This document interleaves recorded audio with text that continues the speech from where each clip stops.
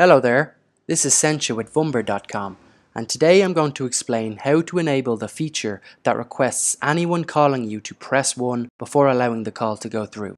This feature can be beneficial as it may deter unwanted robo or spam calls and ensure that only genuine callers reach your phone. To start the process, firstly open up your Vumber app. You are then going to want to hit the hamburger menu located in the top left to open up your sidebar. From here, select My Numbers. Depending on which number you would like to enable the call challenge feature for, select Configure beside that number. You then want to navigate to the Call Forwarding option. From the menu options shown, tap the option down the very bottom, Challenge Callers. Then from the two options, simply select Challenge Callers to turn this feature on. You will notice right below this, you have the option to customize the message you would like your callers to hear, prompting them to press 1 to be connected.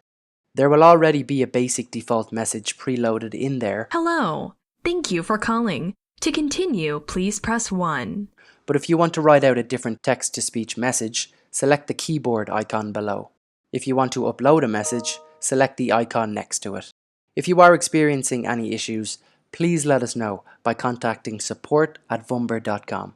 Bye for now.